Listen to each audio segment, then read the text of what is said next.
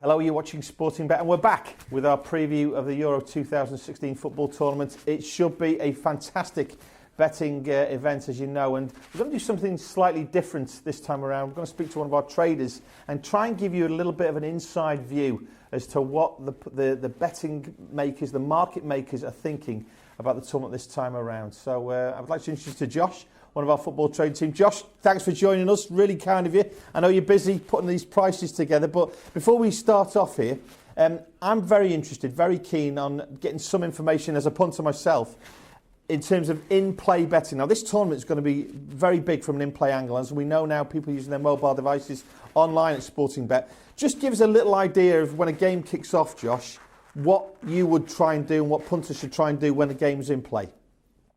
So one thing I will look at is a team that is creating a number of chances, in particular good quality chances, centre of the box sort of thing.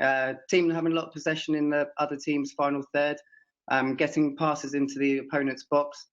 If that's happening quite often, you often see a market move towards that team. And I think the key is to try and get on just before that market move.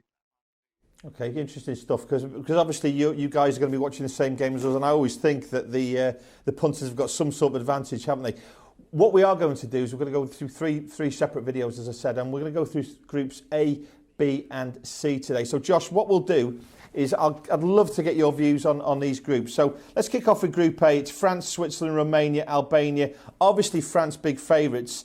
Did we as a trading team or you as a trader have a strong view in that group? Because it doesn't really look to me to be the most obvious punting group. We fully expect France to win this group. They've looked particularly strong in friendlies. Notable wins against Germany, Holland, Portugal and Russia recently. Pogba, arguably the best midfielder in Europe at the moment. Griezmann having a fantastic season for Atletico. So we don't see them any issues in winning this group. And a team to come second in there, obviously at the moment it looks like Switzerland. Is that the most obvious one? They've got some decent players. Xhaka, that's just about to sign for Arsenal. Romania, they've got a pretty uninspiring team. Only scored 11 goals in 10 qualifying games, and that's a pretty poor group with Northern Ireland, Faroe Islands, Finland. Albania, I quite fancy Romania to finish bottom of the group. I think Albania might pick them to third.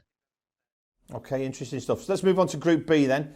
Obviously, England's group, you've got to imagine there'll be a lot of activity around this from a trading angle as well. But England, the 7-10 favourites with Sportingbet at the moment. Then we've got Russia, then Wales, then Slovakia. Wales, to me, look like a team who need to put their best team on the field all the time. But we talk about England a lot, don't we? And England usually overbet in tournaments. But how do we sit here from a trading point of view? We actually think England are a fair price. So we're trying to keep them on side as much as possible here. I think the Spurs contingency, Ali, Dyer and Kane up front have had magnificent seasons, and that should really help them in this tournament. A few question marks over the centre-backs, but apart from that, they look a really strong team, England. Okay, and in terms of coming second there, Russia, Wales, Slovakia? I mean, Wales to me, it's all centred around Bale, obviously. Yeah, Wales have got some key players, obviously Bale and Ramsey.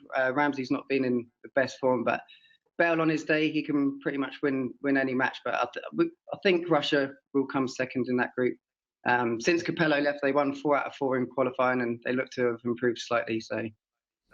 Okay, so you expect the market to go as you'd expect there. Okay, and the final group we'll look at today. Yeah, sorry. Fire away, Josh. Sorry. It would be England, Russia forecast, I think. Okay, sounds good to me. And the final group we'll look at today, then, Group C. And I know you've got a fair view in this one. Germany, Poland, Ukraine, Northern Ireland. Obviously, the Germany-Poland game will be a big one. But you were mentioning pre coming on here in the football trading meeting that you've got a fairly strong view in this group, Group C. Yeah, we'll be looking to lay Germany to win the group. We think Ukraine and Poland are both decent teams.